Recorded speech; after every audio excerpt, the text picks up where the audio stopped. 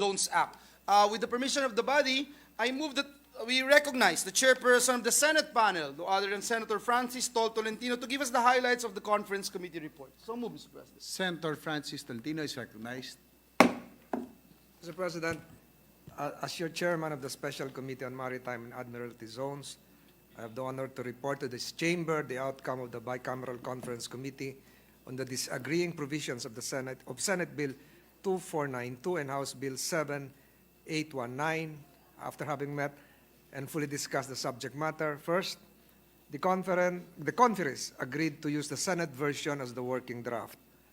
Second, sections 1, 2, 3, 4, 5, 6, 7, 8, 9, 10, 11, 12, 13, 15, 16, 17, 18, 19, and 20 of the Senate version were adopted. Section 14 of the Senate version and Section 12 of the House version were consolidated to become Section 14 of the reconciled bill, to read as follows. Section 14, due regard and mutual respect. The Philippines shall give due regard to the rights and duties of foreign states, and foreign states shall act with due regard to the rights and duties of the Philippines relative to the maritime zones as provided under this Act, UNCLOS, and international law.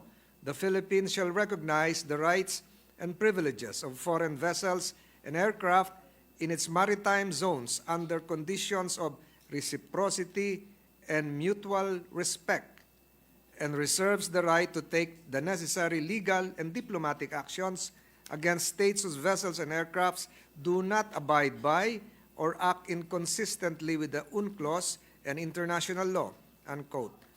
For the title of the reconciled bill, the title of the Senate version was adopted to read as follows.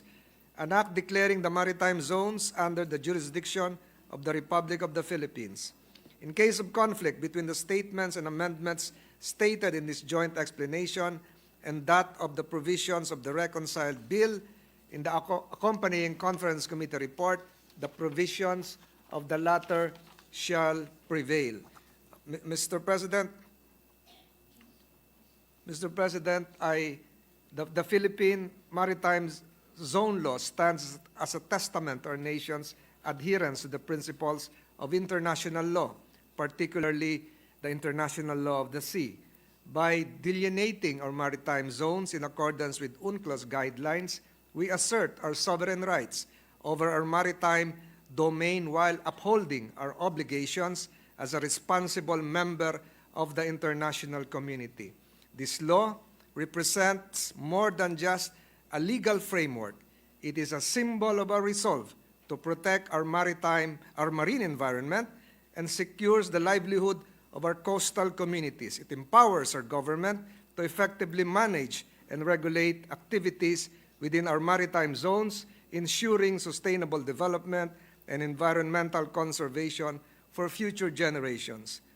Incorporating the principles and findings of the 2016 arbitral ruling into the Philippine Maritime Zones Law ensures our legislation aligns with the highest standards of international law.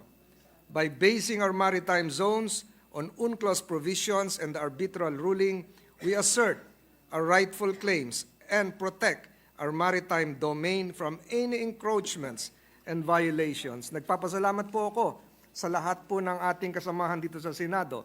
Kasama po si Senator Revilla, Ramon Bong Revilla, Estrada, Ontiveros, Ligarda, Villanueva, Gatchalian, De La Rosa, Tulfo po, and Ejercito, and our Senate President. Special mention likewise to our dear minority leader, Senator Coco Pimentel, for his inputs and intensive interpellation that assisted us in crafting the best version of this measure. Kasama na rin po sa ating pagpasalamat ang mga naging resource persons galing po sa University of the Philippines Maritime Affairs and Law of the Sea, Department of Foreign Affairs, NAMRIA, Department of National Defense, at maging ang ating pong mga foreign resource persons.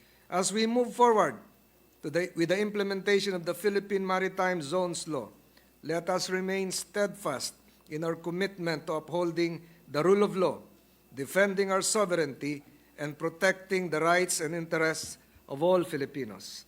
God bless the Philippines. Thank you, Mr. Mr. President. Thank you, Senator Tolentino. Mr. President, we joined the gentleman from Cavite, Senator Tolentino, in moving for the approval and ratification of the Bicameral Conference Committee Report on the disagreeing provisions of Senate Bill number 2492 and House Bill number 7819. And let the text of the joint explanation be deemed read into the records of this chamber. I so move, Mr. President.